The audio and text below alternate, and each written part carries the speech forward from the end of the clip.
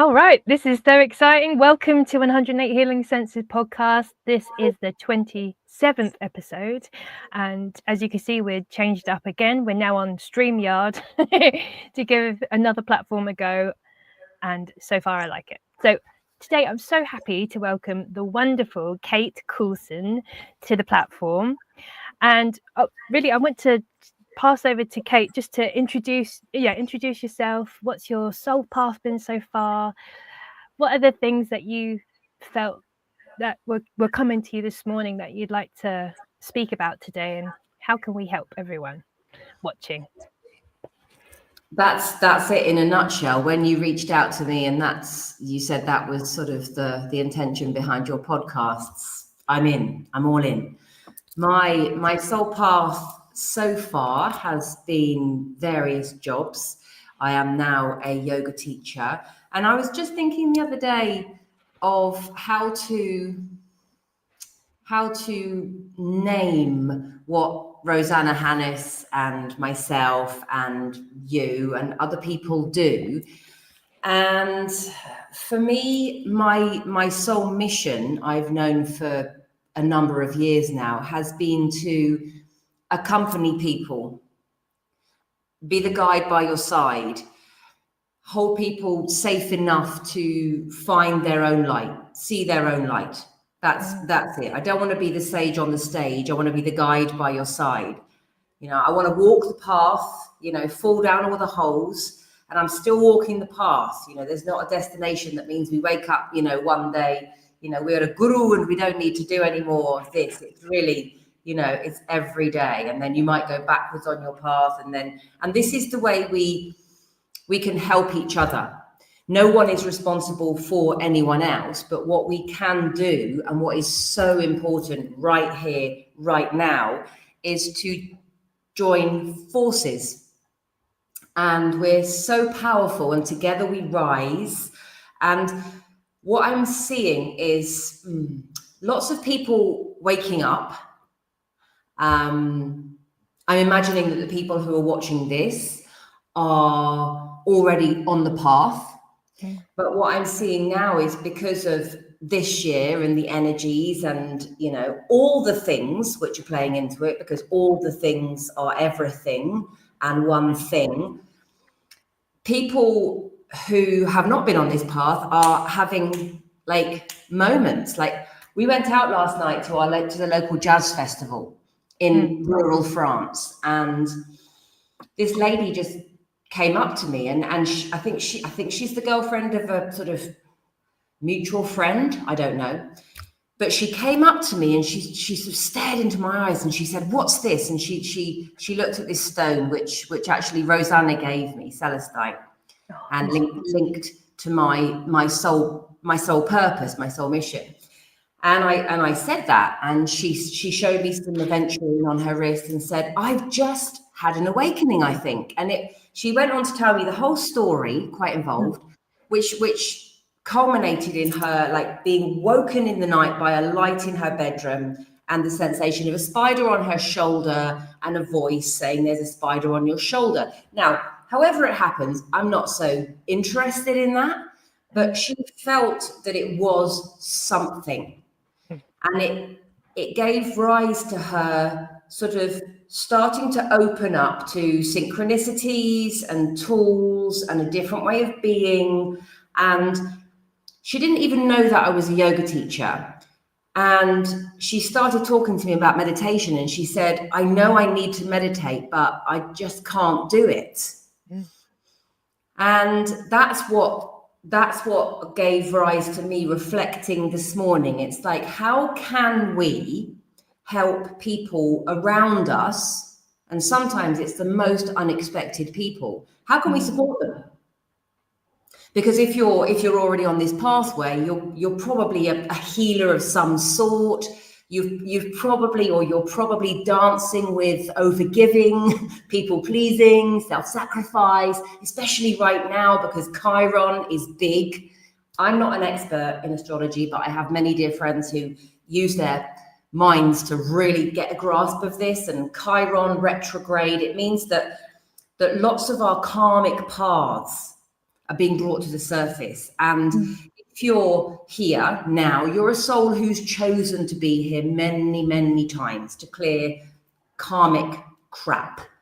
And you'll be reliving the same thing over and over again. Now, if part of your story is like Chiron, the wounded healer, is overgiving, self-sacrifice, a lot of feminine, toxic feminine around that. This is a really important time. This is a really, really important time for us. So using all of the things, astrology and crystals and cards and yoga, we use all of our tools to get steady. And our role now is to be the vibration. So we're moving from feeling responsible for others' suffering, that's the wounded healer, to then trusting others to sort their own stuff out, however difficult that is, and coming back home, turning within. This is, I feel, the most important message for people who are already on this path.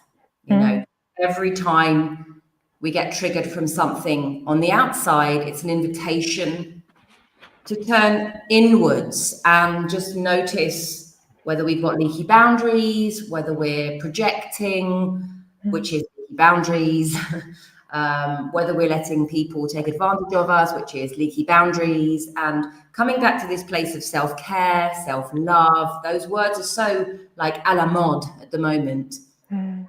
And it just means, you know, start within.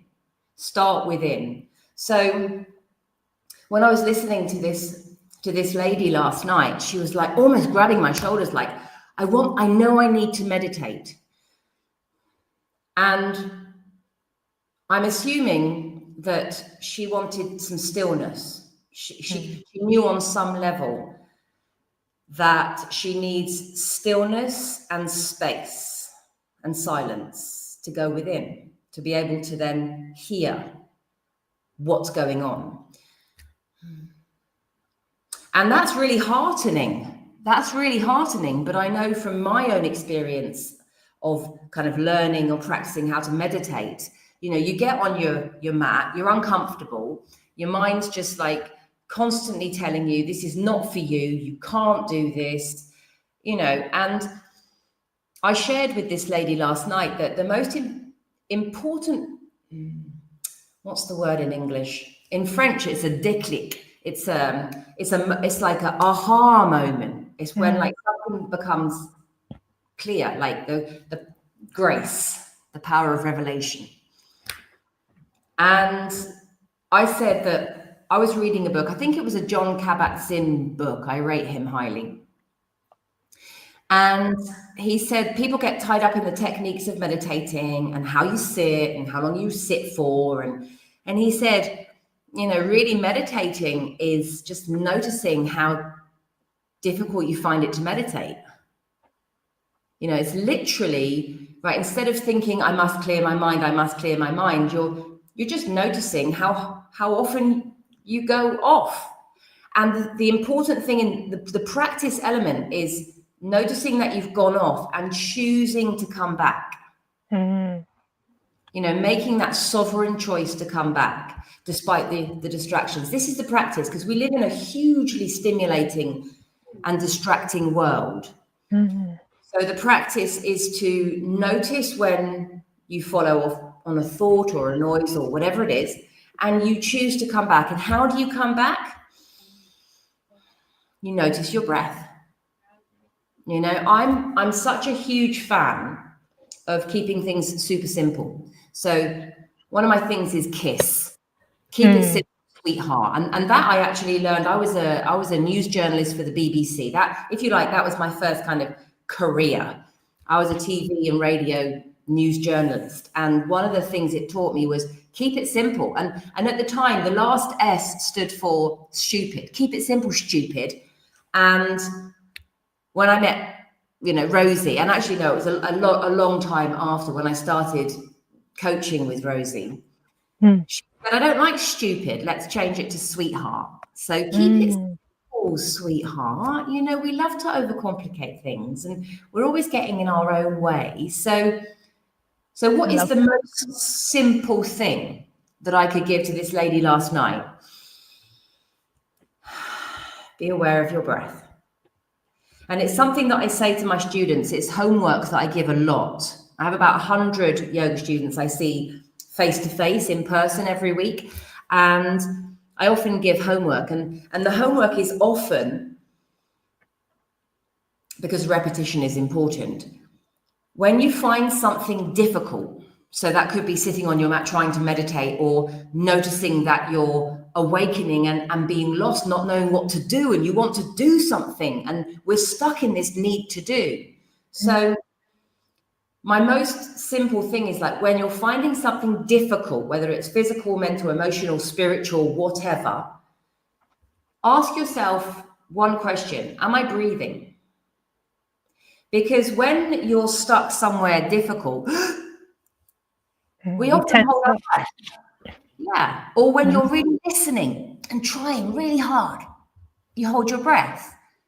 Or when you're like doing a difficult task, you'll hold your breath. And it's very cute. It's very, very cute. It doesn't work. It doesn't help us. So when I'm finding something difficult, am I breathing? And that kind of makes me smile. I'm not going to beat myself with a stick, because the most important thing is to notice.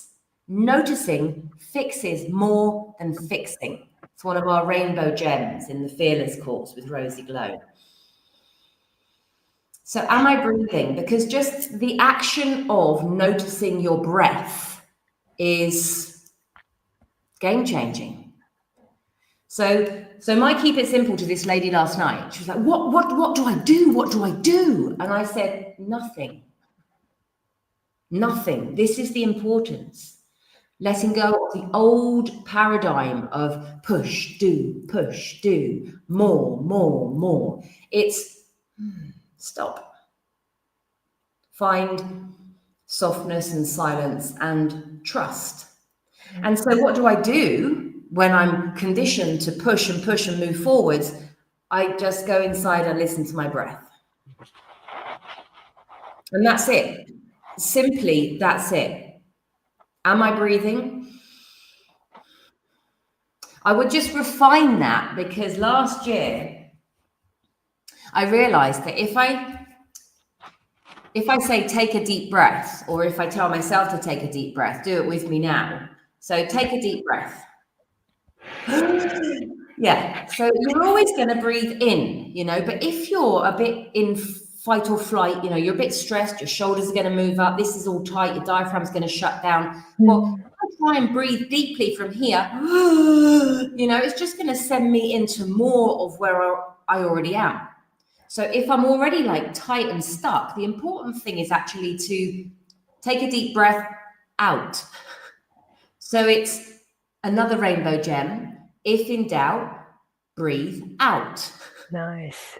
Yeah, you know, so it's like, am I breathing? And the most important bit is out. In yoga, we breathe in and out through the nose a lot, but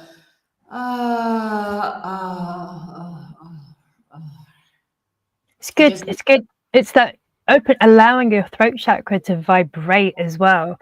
There's so many levels to that, just breathing. But keeping it simple is the sweetest. Always. It really is, and it's the key now for moving forwards, because people are coming into a world that's over busy, and this is part of the issue, and this is what we want to liberate ourselves from. So loading up ourselves with more burdens and more expectations and more things to learn and more things to do is actually the opposite of where we want to be. So if anyone is finding themselves that this is a challenging time, and I am, and I've been actively doing this for 25 years now. And at the moment, like this morning, I felt funky. And it's hard not to go into like a spiral of doom or try to fix it and do stuff. And so I get in the garden barefoot every morning, and I ground and I breathe, especially out. And then from that place of neutrality and steadiness, then I can take inspired action, and I can maybe bring in some other rituals and things that I know will serve me. But to know what will serve me, I need to be in that steady, centered place. So ground, contact with the earth. I'm a big fan of barefoot. And breathe, especially out. And if you're feeling the call to meditate, as this lady was last night, then, you know, meditation is evolving a lot from thinking you have to sit in, you know, with your legs tied in like a noodly lotus pose for hours on end. You know, that it's evolving. And for me, meditation can be just a walk in nature, noticing my breath, and just allowing my eyes to take in everything around. So meditation is really any time that you allow yourself time to be with yourself. A great friend of mine, an incredible yoga teacher, Buddhist, Jambo Trong, he said to me once, meditation is the art of sitting with yourself and all that you bring. And it's how I start every single session that I do ever. It's hand on heart, with soft jaw, so that we can come out of our head and into our heart. And it's being aware of, just bringing awareness to, bringing into the light everything. So any physical pains, where am I holding tension? Taking a while with that, and then moving on, how's my mind? If it were a giant sky, how many clouds are there? How many thoughts? Are they moving fast or slow? And linked to that, heart mind in Buddhism is your emotions. Is there a big cloud that's dominating the sky? You know, there's lots of techniques, but in a nutshell, it's literally just sitting comfortably, noticing your contact with the earth, which is always supporting us to be steadier, breathing out, and then just welcoming everything that we bring in that moment with love, passion. And what people find, what I find still sometimes, is as soon as you notice something, we've been conditioned, you know, especially if we're on a healing path. So the practice is, can I just notice? Can I just notice, for example, that, you know, I've got a stiff neck, you know, without stretching my neck or moving? And now sometimes I'm going to want to move. And this is the great thing about this path, is like anything goes, everything's valid, you know, everything's okay. And so once you've freed yourself from the shackles of how you think you should be doing this, it's actually super simple. You contact with the earth, breathe especially out, and then just practice noticing with really soft eyes. So you can really relax your eyes when you're meditating. Often your eyes dart around because your eyes are the thing that are used to seeing and looking for stuff. So you relax your eyes, you relax your jaw, because your jaw is the place where you're used to sort of judging and criticizing and comparing. And so you relax your eyes and your jaw. You move down into your heart or your belly, wherever that center is for you, or it might be right down at your root where you're sitting on the earth, or a chair, or your feet, or whatever works for you. And then you just notice your breath. You notice how you're feeling physically. You notice how you're feeling mentally. You notice your emotions. And you notice, especially in the beginning can take like 20 years, it did for me, but it's all cool, it's all practice. You notice how you can't just notice. You know, you can't just like notice that you have a thought in your head. You have to think it. You have to literally like jump on that cloud and ride it and master it and control it. positivize it and fix it. And actually the practice is, right, noticing my pattern is to do that. And thank you, my gosh, thank you for all these patterns. They've got me here, right now. Thank you. Now, can I just come back to my heart? I'm on this earth. I'm here. Can I just relax my eyes, relax my jaw? And from here, just notice globally, just notice with no attachment. And that is the thing that people think meditation is this detachment, which I'm going to put in annoying bunny ears. Because it kind of sounds a bit impersonal. It sounds a bit kind of dismissive, and it's a practice that takes a long time. But that's the kind of aim. The aim of the game is to be able to, from your steady center, the aim of the game is to be able to witness everything and not be triggered, not be pulled into the drama, into the story. So if I notice a thought, not to jump on that, follow it to where the story is happening and like poke the fire, like adding my energy into that, which I don't want, So how can I not do that? I just notice when I'm doing that lovingly, thank you, come back to my breath, to my contact with the earth. And that's a practice time and time again. And I remember during my yoga teaching, people would come to me with like all kinds of ailments, physical, mental, emotional, spiritual. And in the beginning, I was like classic martyr. I was like, it's my responsibility to fix everyone. And so I did all the trainings and I wanted to like master everything. I mean, now like that's the biggest joke of all, isn't it? It's like I'm trying to understand the universe is the biggest cosmic joke. So what I started doing is using this word interesting. So whenever I found something like tricky and I would want to call it negative or bad or whatever, I would say with the annoying bunny ears, oh, that's interesting, and move on. So if someone came to me with like, I've got this going on, or la, la, la, la, la, la, story, I'd say, that's interesting.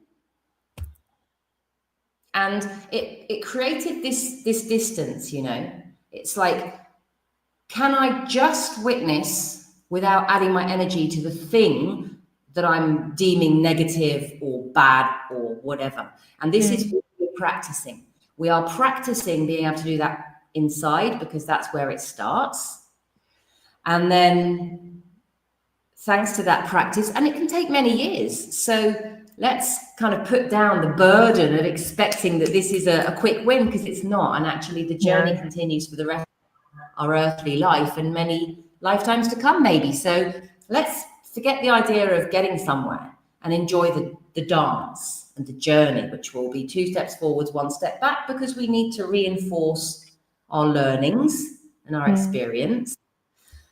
And what we are practicing now within ourselves helps us just be aware of all the things which are coming to light within our world, because it's quite scary. It's quite alarming, I imagine, for people who haven't practiced as I have, being able to see things without getting like really frightened or really indignant or really angry. It's difficult not then to jump into the game and start adding your fuel to the fire.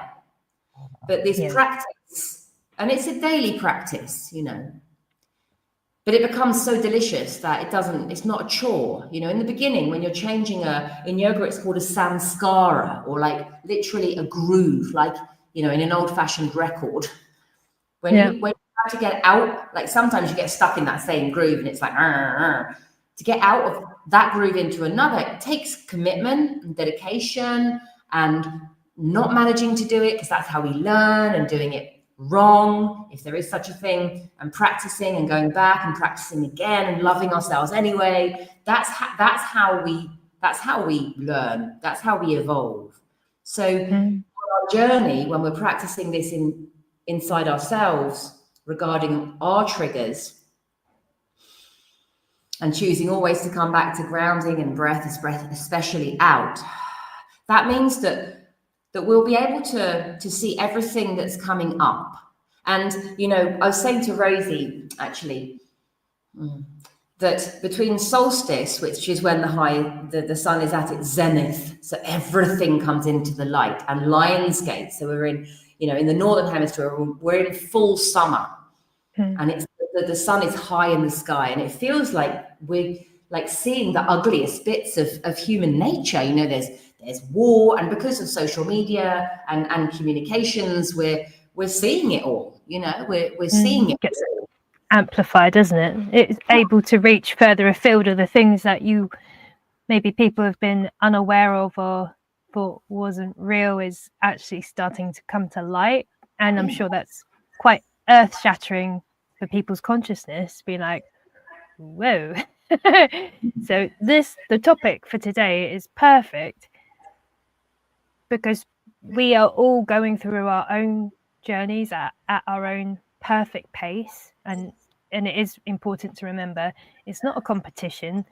The aim of the game is just to get back to feeling love in your heart once again, and not continuing to cycle old past trauma loops, past grooves of, oh, you know, this side's bad and this side's good. And it's like, well, if you were to acknowledge and be the witness that, in fact, every single person or thing has both polarities, just as we experience night and day, it's the same. It's the same for our inner worlds, which reflects in our outer worlds. But that integration of it's okay. We don't need to be run by one or the other. So it's just, you know, even the toxic positivity that you were saying earlier, those are toxic positive traits of people pleasing, you know, your boundaries not being as strong as they could be in order for you to feel balanced and not wired or triggered or on edge because of other people's energies or actions or inactions. So yeah, self-sovereignty is the aim of the game, and love. It's all the same thing. I see it's all the same thing. Yeah. It is. And the word polarity always makes me think of this movement. We do it a lot in multidimensional yoga, the infinity sign. And we've been working a lot with, you know, the divine masculine, divine feminine within ourselves first and foremost, and then as we come out of the patriarchy, women and men, because there's no guilt, shame, blame, judgment. They're really unhelpful, really unhelpful emotions. So we all have them, and they're totally valid, and they need to be heard and loved, but they're unhelpful. So if I'm kind of a woman, and women had to fight, you know, in the last part of the last century, women had to fight, or they were sort of told they had to fight. There's a whole load of interesting things on the feminism timeline as well that were manipulated. Lots of things have been manipulated, you know, by people who in the patriarchy were hungry for power and money. You know, that comes with it, and capitalism and all of that. But looking back and sort of pointing fingers and blaming is just a waste of time. It's a waste of energy. So it's if you find yourself doing that, just start noticing and loving yourself and saying, thank you for being so kind and caring. Now I'm going to ground and breathe, especially out.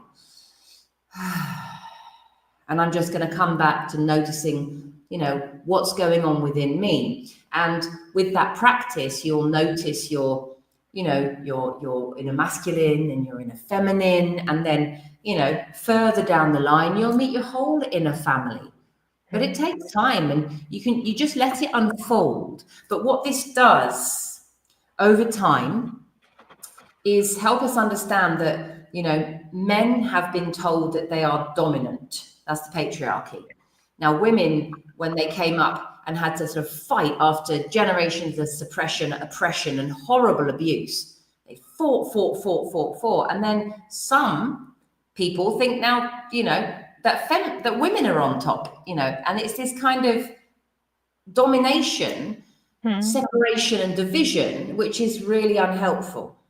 Yeah. So if we think about each other side by side instead, I'm going to share a little salsa anecdote. I've just done 3 days at a salsa festival near here.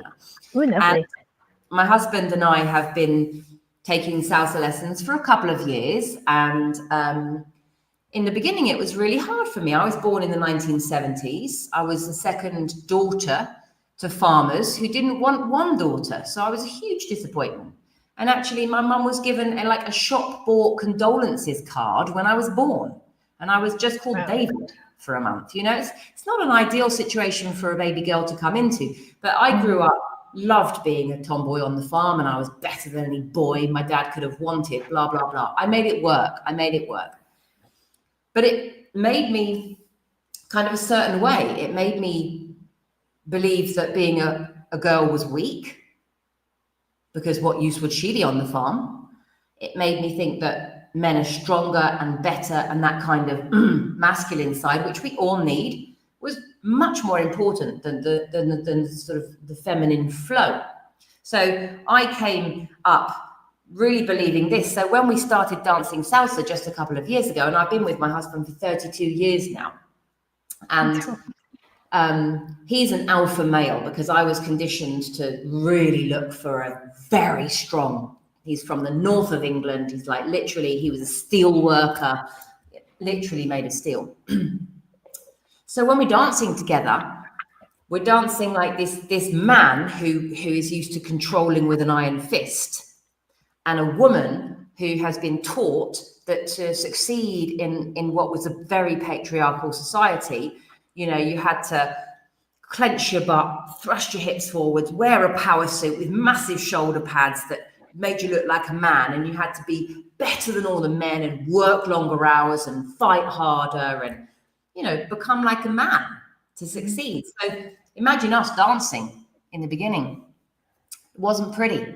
It was, and we really pissed each other off, excuse my French, for a long time, because I refused to be led because it was a sign of weakness.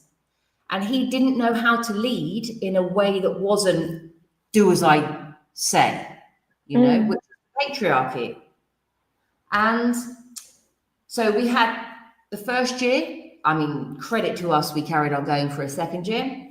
And this year at the festival, we did another 3 days of intense salsa. And then we could go dancing in the streets with anyone. And it's just the most incredible feeling. You see all these dancers, and then you go up and you say, can I dance? And it's just amazing. And the two guys who I danced with first were very, very good dancers. And I got to the first one, and I've been really trying to be what's called the follower. You know, I've been really trying to just, you know, rein myself in, let myself soften, and be led by a man, you know. That's my practice, you know, inside as within, so without. And the guy said, you know, I was like, the music started, are you going to start dancing? And he said, well, no, you know, because I am the leader in this, but you are the follower, and there's not one person who is in charge here. So actually what you need to do as the follower is you bring the rhythm of the music and the beat and the flow. So actually the woman starts, or the follower, because there were lots of different, you know, genders being fluid in each camp. That's why it's leader and follower. So the follower starts bringing the beat of the music and the flow of the body. And then the leader's job, man or woman or other, is to then create the banks of the river with, we're going to do this formation, or, you know, guiding with the hands, and we're going to do this pattern and this series, and the woman is flowing and creating, and it's a polarity of that coming together. And I was just like, wow, I've just learned something really important, because being in my feminine is not passivity. Being in my feminine is, yes, it's actually being safe enough within myself to allow myself to drop my protection, you know, that which I, you know, my shields are strong to help myself survive. Thank you very much. But I've been practicing grounding, breathing, softening, so that my guard can drop.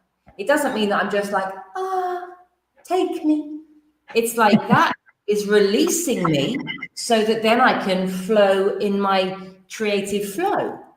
And the masculine is the banks of the river so that the river can flow. And the second guy I worked with said exactly the same thing. He said the best dancing partners are the one who are already dancing. When I, as the leader, get to her, she's already flowing.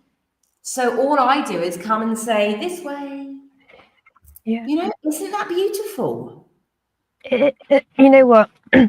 I'm so happy that you got to have that experience with your husband, and that experience give you so much of an inside perspective view on energies, but in the physical form as the flow and the strength and the structure. It's glorious, and it's such a great example of this is what living consciously looks, sounds, and feels like, because you get to practice that. Use your beautiful bodies to flow with your energies and life and your relationships, however they are. But it's fabulous. I love that. And it is, like, as you say, Jen, it's we are all one. You know, Sarah Wadsworth coined the phrase uniarchy, and you know, you're coming out of patriarchy, and some people think we should have a matriarchy instead. But you know what? Uniarchy. You know, come back to this. It's uniarchy. We're dancing, and we have masculine and feminine within us. And as you say, when you start practicing inside, as within, so without, it, you know, you dance with, you know, people you know, and you dance with nature, and you see these synchronicities everywhere. And that's coming back to the lady I met last night. That's what I left her with. I said, you are already seeing more magic. And, you know, this light going on in your bedroom, this light is what people say like an awakening or a waking up, or, you know, it literally is freeing us from like unnecessary burdens so that we can like be open to more miracles and magic. And so she had like an aventurine bracelet on, and you don't have to be like, well, is this the right crystal? Blah, blah, blah, blah, blah. You know, it's all about intention. We are sovereign, we are powerful, we are freeing ourselves of all the doubt and the despair. And, you know, and if that becomes too much and you're like, oh, I don't know what to do, I don't know what way to turn, ground and breathe, especially out. You know, just those two things. Keep it simple, sweetheart. Ground and breathe, especially out. And just that. I've just taught my whole year of yoga for my students here in France on that theme. Beautiful. It was a theme that came through in September last year, and it was the theme that carried us into the summer holidays. And so simple and so radical. And it's my go-to even still after 25 years. And it's the thing, whenever anything is difficult, ground and breathe, especially out. And from that steady place, you can like fully see everything. Instead of just being like here, you can be like, wow, gosh, I didn't know that there was a door open there to more miracles and magic. And this is the beauty of it, that the more you come into this space, the more synchronicity and magic. And in the beginning, if you're really new to this, so you're new to crystals and tarot and cacao and all the beautiful things that are out there. And let's be clear that if we say that 3D or that the matrix is, you know, people who believe the news, you know, there's been no awakening, and then there can be some gradual awakening, and the field of 4D is a minefield of mind. And it's where we start like looking for tools, and it's great, and it's a really important passage. But you can get really caught up there. So in the beginning, I was like, well, how do I know that this works? And how do I know that the tarot cards are true? And how, you know, because we're coming out of a time in our living memory of material science, where where science was just things that you can touch and see. And we're coming into material science now. So someone many years ago, one of my students, actually, she came on a retreat in Morocco that I ran, and she was from America, a pastor, so a religious teacher, gay, in a gay marriage with 2 Mexican children, living in like middle America already. Like, that's kind of brave. And she chosen to come on a yoga retreat, and I was super interested. And I said, wow, tell me about this choice, because at the time in the UK, a lot of churches or religious institutions were saying no to yoga teachers renting the church hall, because they thought there was some kind of conflict there, you know, this division, thinking that yoga's a religion or a sect, and it's going to be, you know, preaching against Christianity, or I don't know what, but there was this kind of fear. And so I said to her, why a yoga retreat? And, you know, do you find that there are like contradictions? And Hannah Cranberry was her name, which is just a legendary name. She said, well, I can't understand everything. I don't need to understand everything. So if I find myself going somewhere like unknown, instead of like either thinking I have to understand it all right here, right now, or slamming the door because it's the unknown and the unknown can be scary, I'm just going to leave a mystery flag. And this is another rainbow gem. This turned into a rainbow gem.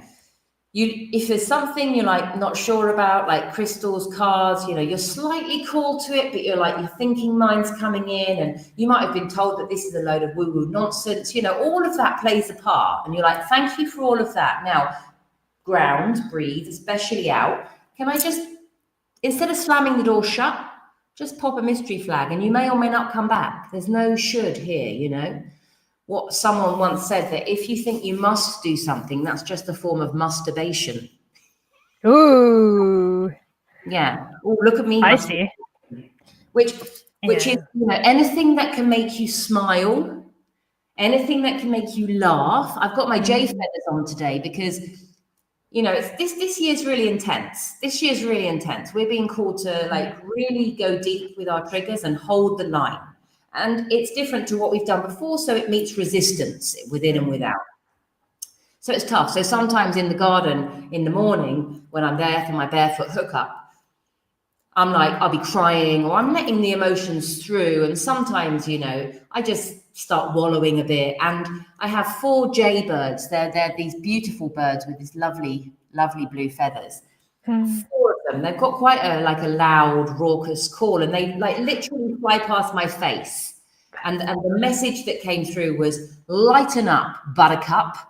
And it's really important to be playful and forgiving. And every time you find yourself like in that place where you know you want to get out of, just be like, oh my God, you're so cute. Mwah.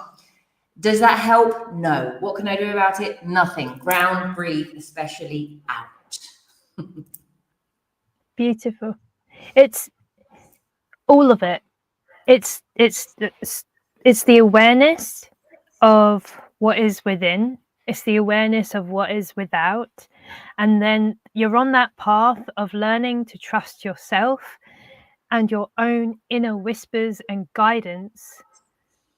That it doesn't always necessarily shout. Sometimes it might, but it's generally quiet, and you find it in the stillness of grounding and breathing out. And interestingly, when you said about the breathing out, in the past I've had piercings, and they always say breathe out because the pain will hurt less. It also helps to get your body back into parasympathetic nervous regulation. You want that. It needs to be balanced. You can only get that when you breathe. And you always, that's why when people smoke, that's also the emulation of breathing and just taking a beat, or vaping, whatever it is now. There's still an inner need to stop and breathe and just release whatever's been happening in the day or in that situation, and just come back to your own breath and not take on other people's energies or thoughts or words or actions or inactions as your own, knowing where that responsibility is, and just that path, just it's the trusting yourself, trusting when you get those inner whispers and guidance, ensuring that you take action when you hear that and you feel it innately. Because this has been my personal experience. When I've had inner whispers and guidance and it's popped up, but I haven't taken action on it, it's given me a longer road, if that makes sense. So I'm like, if I had said yes, and whatever the thing would have been, I would have actually been much further ahead on my path than if I was to not as so soon. It's as with everything, but you don't get to experience that unless you go through it. And then when it comes up again, I'm getting an inner guidance, I need to, or I would like to, my deepest desires are pulling me to learn this thing or pick up a hobby, or even just going for a walk every single day. Walks were really good for me. As much as the grounding and the breathing, the walking, especially if you're not feeling particularly balanced, it's really good at balancing both sides of your brain. Same with yoga as well. Absolutely. It's a game changer, because when you start to take focus on what your body is doing and how your body is reacting, or just acting in a place of peace, that's the barometer of our inner peace, is not letting life swallow us with the chaos which isn't our own, and keep cultivating that inner peace, that inner quiet, that inner joy, that inner spark, helping that grow and grow and grow until the noise outside of you it's just not in your sphere of awareness anymore. But that is, if everyone does that on an individual scale on the earth, we're all living in our best possible lives, our dream past, because we're living it. We're not just saying it or judging others for getting out there and giving it a go. It's like, stop judging and just start doing. And acting how you also want to be treated in the world. Like, that's a really good barometer too. Like, whoa, I got some emotions coming up. Rather than spewing it on someone, let me process it within and see what I can do internally before I might approach the situation and seek resolution with them, or not. It's beautiful work. It takes dedication and patience, compassion, and self-love. And I'm happy that self-care is becoming more of a mainstream thing now, because self-care is also a reflection of self-esteem, healthy boundaries, having healthy relationships. So these are all the micro steps when you put them together, and then you can create radical change in your reality when you just keep showing up in love and using tools. Radical change will happen without you having to do anything. This is when you really step into flow. You made a really good point about walking, because we're all of us in this earthly body, and that's extremely important to remember, because we can get stuck in 4D, which I spoke about, which is the mind, the astral plane. And I've seen lots and lots of people get really blown away by all of the kind of the spiritual stuff, and they forget that they are of this earth and on this earth, and it's very, very unhelpful. It can be really dangerous actually for a human being. So coming back all the time to the body, going for a walk, feeling your body, putting your hands on your body, doing yoga maybe, or whatever it is that you want. I started yoga. I trained as a fitness teacher and taught hardcore sweaty fitness. I wasn't interested in yoga and all of that. I just thought I didn't need it. I'd leave before the relaxation. I was one of those annoying people. And obviously the thing you don't think you need is the thing you need the most. But all in good time. And I started doing yoga because all the physical hardcore yang exercise I was doing was punishing my body, and my body was feeling it and needed more yin. So I started going to yoga for that. And then after 6 months, I realized that it was affecting more than making my body feel nice. And so this is, the physical side can be a great way in, and that's why grounding, feeling your body on the earth, and, just tuning in with your breath, feeling your breath, noticing your breath, being aware of your breath. I mean, literally, that's all you need to do to start, and the rest will unfold. And it is finding, again, trust in yourself and being able to even hear your inner voice, your intuition, which is your feminine, because it's kind of been bred out of us. The patriarchy doesn't allow that to flourish. Mothers, motherhood, sort of maternal feelings were kind of bred out of us, because we were all told we just need to go out and work and get a nanny, and if we want to be CEO, we have to work harder than the men. It's a funny old place that we're coming from, but just the awareness of the funny old place that we're coming from is kind of liberating. We can't go back and change it.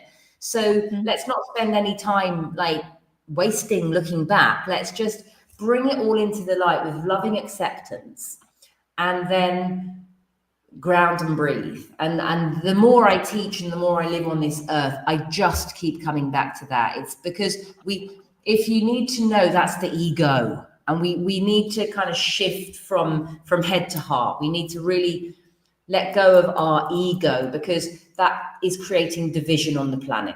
And we want an end. I think most people want an end to war, and that means ending the war within ourselves and with each other, and the separation and the division, and coming back to that idea of uniarchy. So literally just grounding and breathing, if everybody did that, it would, it will. It's already happening. It's already happening, but what you are doing here, which is fantastic, and what a lot of people are doing now, is trying to be really tangibly helpful, because it can be quite a lonely path. And if you're having your awakening and you're still surrounded by, you're the only one, for example, you can be really triggering to other people. I've been very triggering to other people. And it can be very isolating. And this is where things like your podcasts and the online networks are super important. They don't replace face-to-face contact. Everything has its place. We're all one.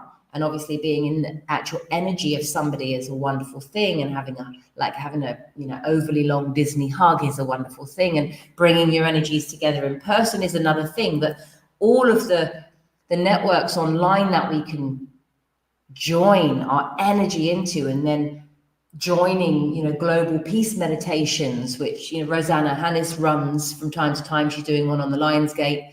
And tonight as well, actually, at 7:30 p.m. Yeah, tonight is the masterclass, isn't it? Yeah. Yeah. So there's lots and lots of offerings, which are, some of them are free, some of them, because it's important that we have this, exchange of the currency of gratitude, which right here, right now, is money, because we need money to live. So some of the things, there is an exchange of currency, but there's a lot which is very low cost, and I join whatever calls to me. And so when you approached me, that was a huge heart and soul yes. Yeah. And I can feel that whenever I do something like this, the sort of, however many people see it is not the most important thing. The engagement and the intention, the energetic vibration is the important thing, because we're moving from being kind of fixers and builders to those of us who've been walking this path for a while. Our role now, if you like, our job is to hold the vibration. It's to hold the frequency and be like a lighthouse, which doesn't move. It just stays shining brightly. It's the lantern effect. And to be able to do that, there's got to be a lot of grounding and breathing out, but it's the most important thing. So practice that. I really was just getting this sort of image in my mind of, with the grounding and the breathing, you're really bringing your thoughts. I mean, you've said this before, but I just really saw it. It was like, just by virtue of you breathing, you're just taking your attention down through the bottom of your feet and just breathing through your feet and then up to the top of your head and then just breathing down to your feet. You start to become more aware and alive within your own body and less in your mind about, I've got these things to do, I've got I think there's a skill that comes with compartmentalizing the mind. This is what I've been noticing within myself. I have quite a few big projects, including this podcast platform.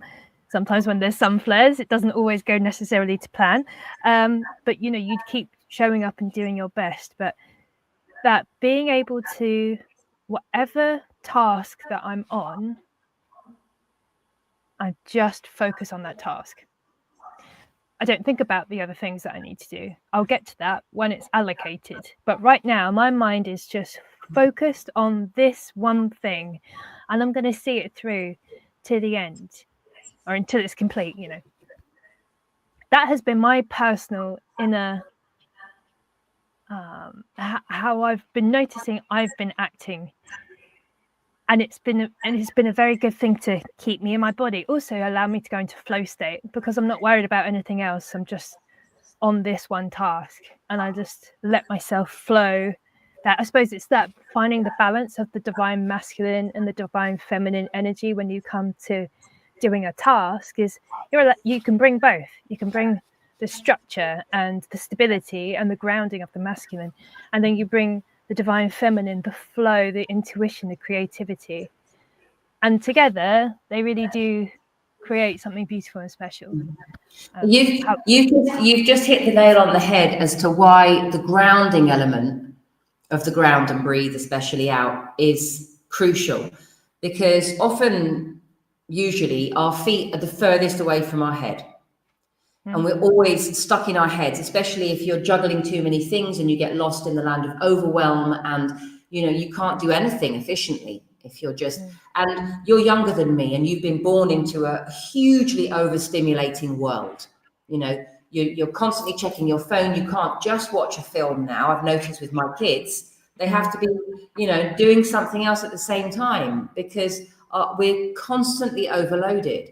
So that's such an important element of getting out of our heads. What is the furthest thing from my head? It's my feet. So if I become aware of the contact between my feet and the earth and my breath in between, as you say, you get that space and distance for the flow, and you can step into the flow and everything can work itself out. Now, it's especially important nowadays because, I'm a massive believer in us all being on a spectrum. And for me, empath and narcissist are just at different ends. And, a sort of Buddhist monk, meditator, and ADHD, they're just on different ends of another spectrum. So I'm not a huge fan of labels. Sometimes the diagnosis can be helpful, but ADHD... signpost. But ADHD is a symptom of being constantly overstimulated. So you think, oh my God, I can't. But that's just because of the external environment. So actually just coming back, grounding and breathing can cure ADHD. Now, I'm talking massively generally here because we're all on a spectrum, and I'm a great believer in how lucky we are to live at this time where we can get help when we need it. There's no judgment here, but what I do see is people condition, and that's just giving your power away. Whereas if you say, cool, I'm noticing that I'm finding it really hard to stay focused on one task. What could I do about that? Instead of, just saying, oh, it's because I'm ADHD and I'm just like that. You might actually need help with that. Or how about first we come home and we ground and we breathe and we try and quieten that down ourselves. And I'm a massive believer in that's why yoga and meditation are so popular now, is that people are enjoying that stillness. They're remembering that actually not being constantly overwhelmed and overstimulated is where the magic happens. I absolutely agree. As someone with undiagnosed ADHD, and and I am on the spectrum as well, it has taken me years to master my focus and my attention to not do multiple things at one time. I can have multiple projects, but like I said before, just have one task that you're focused on and see it through to the end.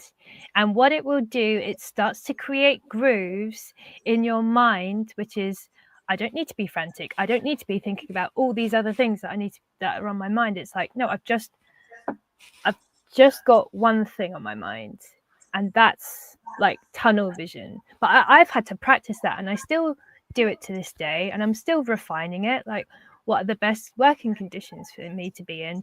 Do I need to set my space? Do I need to hoover the space, make sure it's clean, use beautiful essential oils that I make? I don't have any sprays to hand, but I've been using the botanical products, and they are divine botanical products, because I infuse them with such peace and love and healing frequencies as well as the oils helping to elevate your frequency and also nourish your nervous system, which I feel with everything that we've got as an environmental, Wi-Fi, food, water, air, cosmetics, everything that touches our bodies, or in whether externally from the air, and even if you're getting enough sunshine, that's really important. All of these factors help you to become stable, grounded, healthy, and then that security allows you to bring in the flow, bring in the grace, bring in that sweet and softness, which says, I really fancy doing this. I'm going to do a creative project without any expectations, or I want to just do this thing, like me setting up the podcast.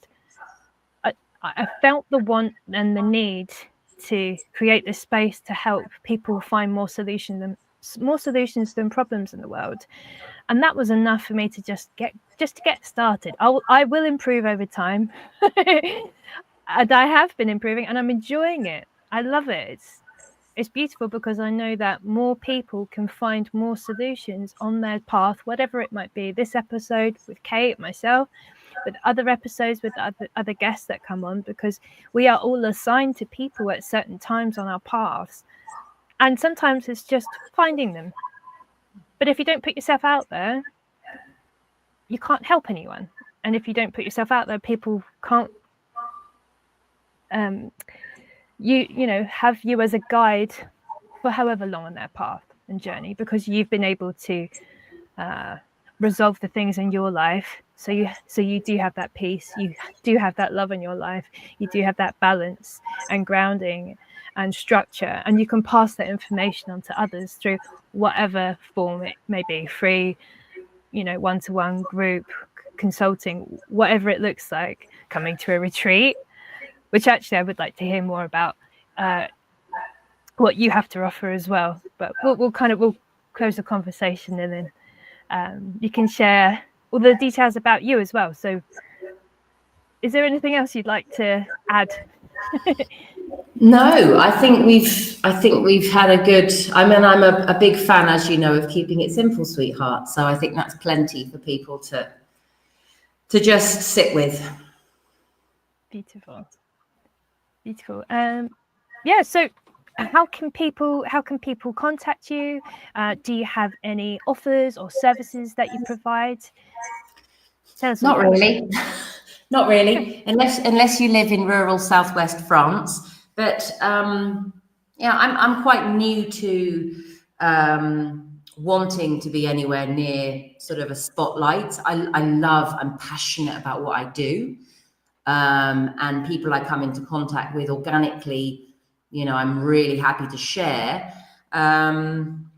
But I do run retreats here in Southwest France, and if people have a group and they're interested in that, other than that, I have nothing to sell currently. I would absolutely signpost people to Rosanna Hannis or Rosy Glow and the Fearless and the Liberation from Limitation. Multidimensional yoga is such a kind of, I mean, I want to say a cheats way. It's just, for me, it's like twice a week I get to just be kind of held.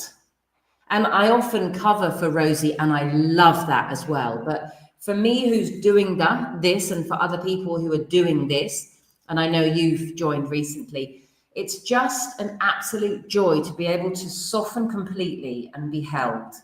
And then the beauty of this co-creation that we all co-create together is so powerful. So I would definitely recommend that people sign up to the Manifesting Utopia Star Peace Facebook page. You've probably given a shout out about that before.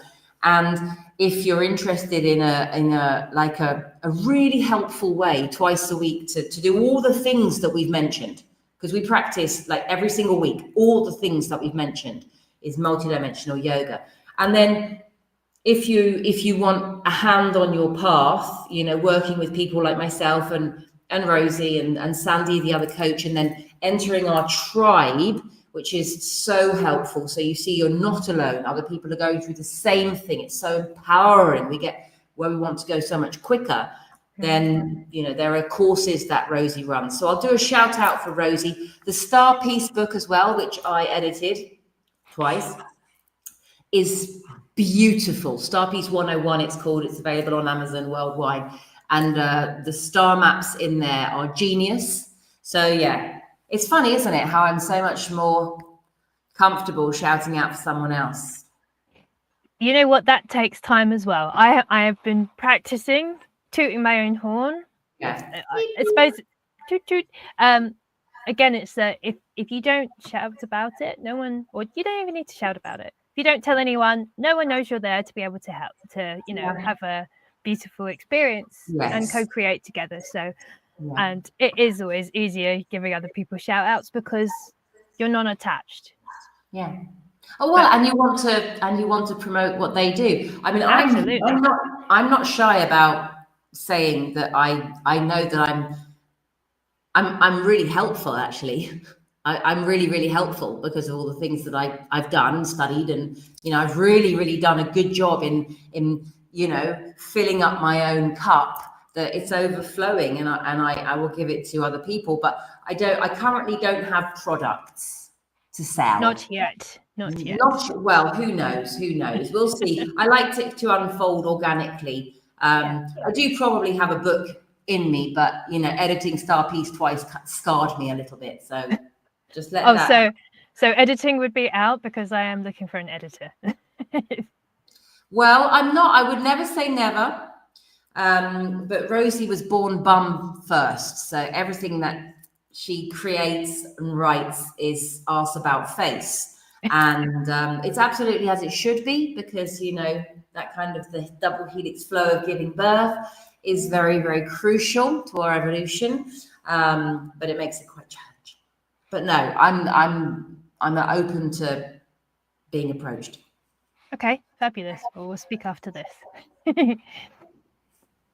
Oh, okay. Thank you so much. It has been such a fabulous day today. Me, I suppose the things, when tooting my own horn, I've got a Lionsgate workshop coming up on the 9th of August from 3 to 6 p.m. BST. It's going to be a future vision activation workshop where we're going to have in a safe container space, we're going to do some work to resolve any blocks from the past. We're going to, well, first off, we're going to do sovereignty checks and also help to do more energy clearing and grounding techniques to really find that self-sovereignty every single day or whenever you need it. Then the past life or just past blocks, getting that resolved. And then we're going to be activating the future vision to see what are the next best steps to be taking on your path. Could be career, relationships, health, whatever it might be. So that's really exciting. So that'll be the 3-hour workshop with me. I will give out a big shout out to Rosie's Rosie Glow. She's got a masterclass tonight, 7:30. It's going to be called Light Up Your Light Body Masterclass. That will be fabulous. So if you've been doing any work with her, it will also help to strengthen and activate more of our light bodies and bring in more soul codes. And she will be doing a full moon Lionsgate on the full moon on the Friday from 8:08 to 10:08. And she will be bringing and harnessing in the Lionsgate energies, what we had been prepping from last year from her other Lionsgate event. So it's going to be full combination. It's very exciting. So this is, and you can access all of that through through the Star Piece membership for $14.44, or you can also access it with the multidimensional yoga. So you get yoga and you get both masterclass tonight and the Lionsgate course. So she's got a lovely bundle there. And I'll skip back to my one as well for the 9th. Is I also have been I created Celestial Aura botanical sprays, and I used her I am statements from the last full moon. So it's really encoded with lots of beautiful things to help harness the energy. So whatever anyone is receiving right now and it feels like, that looks and sounds interesting, go and check it out. Be lovely to see you on any of the courses. And that's kind of news from me. Thank you so much, Kate. It's been a real pleasure.